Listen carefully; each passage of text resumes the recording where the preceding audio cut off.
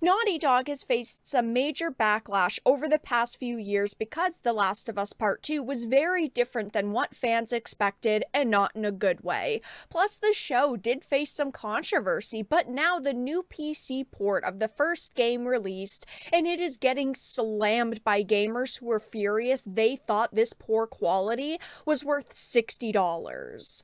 I have a few different things to show off, but before we get into the topic, if you enjoy the content that I create, please make sure to subscribe to the channel and hit the notification bell. Follow me on social media like Twitter or mine so that you can see when my content is posted. And of course, if you do really enjoy the videos and the live streams that I create, consider becoming a Dark Titan via Patreon or a supporter via YouTube memberships.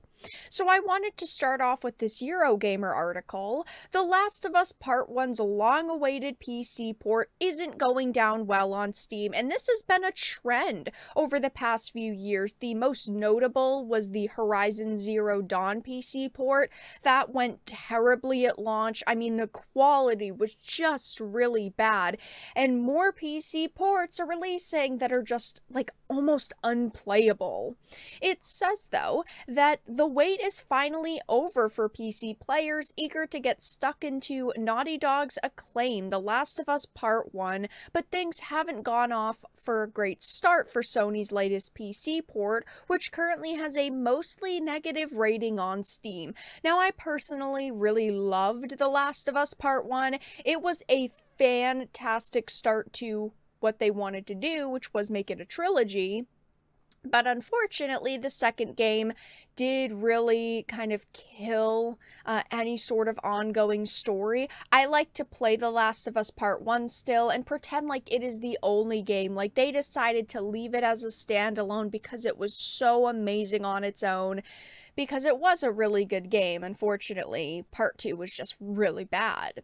It says The Last of Us Part 1, Naughty Dog's new gen spruce up of the acclaimed 2013 stealth survival horror, initially launched for PlayStation 5 last September, as its long-promised PC port finally arrived earlier today, and this was a couple of days ago, following a 25-day delay designed to ensure, as Naughty Dog put it last month, its PC debut is in the best shape possible. I am someone who thought that this game didn't even need a remaster, let alone a full-on remake. I just didn't see it there, but this is a giant problem. As we just read, they actually delayed this PC port by nearly a month, saying that they wanted it to be in the best shape possible, meaning now that it has released in an extremely poor state, they knew that this game was going to have problems. They knew that this wasn't really ready for release because they had to delay it by a month,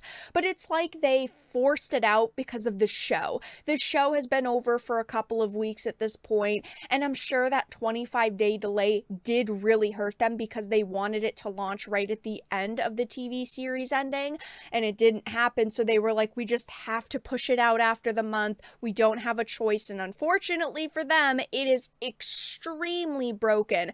But seeing this delay meant that they knew it had really big problems, which just makes people even more furious with them. It says, the word from PC players on Steam is that The Last of Us Part 1's best shape is nowhere near good enough, with Steam reviews pointing to a host of technical issues, including inconsistent frame rates, regular crashes, stuttering, long load times, and poor optimization, even on high-end hardware. Now, every single game that launches has some problems at release. I completely understand that, and most people do, but it being this broken is just unacceptable. This is another problem that Naughty Dog is facing on top of the controversies they've faced over the past 3 years. Now, going on over to Steam, it is looking really, really bad for them. As you can see, Last of Us Part 1 on PC is currently sitting at a mostly negative score with over 9,300 reviews.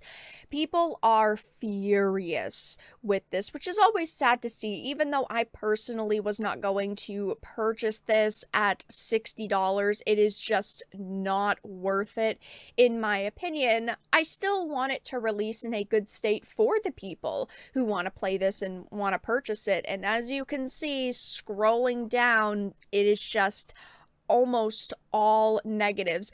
There's even some that are positive, that the review itself is negative. So scrolling up and reading some of them, somebody said, "Hey Sony, I know how to fix this port. 1. Fire Iron Galaxy and whatever clowns decided to use them to develop this port. Step 2, tell Nixie Software, who you already own, to drop everything they're doing and fix this hot garbage. It is mind-boggling that they screwed this up so bad." And this person is running a 3080 Ti, an i7 with an NVMe SSD, so they're PC should be able to run this pretty flawlessly. Looking at the specs for this game, even the lowest specs, a lot of PCs should be able to run this with very minor issues. It says, though, not recommended. 80 gigs download an hour, unpacking the game 45 minutes, building shaders 45 minutes, loading prologue 10 minutes, actually playing 5 minutes, stuttering and crashing 5 minutes. I mean, this person had a hell of a time, which is very unfortunate. When it takes an hour to download a game, you want to be able to jump in almost instantly, and unfortunately, a lot of games also have like unpacking games and building shaders now, which adds that time. And then you end up, by the end of, the 2 hours or 3 hours of it fully downloading everything, you're like, oh, I don't even want to play it anymore. I have a job, I got married, had kids, got divorced, died, and came back to life by the time the shaders were done downloading. All of this to realize that the game runs like shit. This game also eats your VRAM for breakfast, lunch, and dinner. Please do not buy until the game is better optimized. And I always say this. When a new game releases, unless you are dying to play it, it is like one of the games you have been the most hyped for in years. Don't buy games at launch, because this is a prime example. Unfortunately, we see so many games now be so hyped up, and then they release, and then they run like trash. Unfortunately, Cyberpunk 2077, while it is a good game now because they've taken years to patch it up and fix it, that was a prime example. I mean, people were hyped for that game for a decade, and then it released, and it was just so broken and so buggy. I do definitely give CD Projekt Red a lot of props for putting in years of time and effort, and they are coming out with the DLC in a couple of months, but games releasing in this state are unacceptable.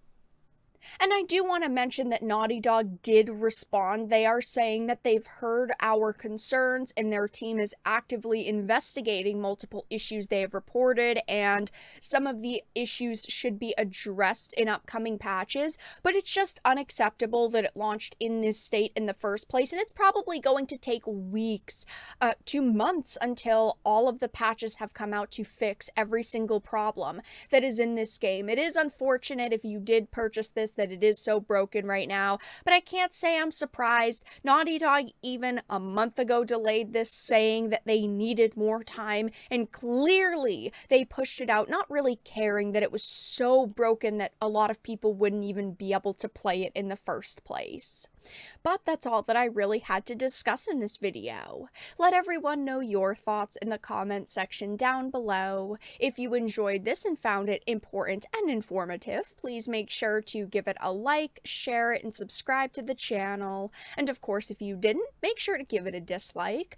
I appreciate your support either way, but I will talk to you all again in the next video really soon.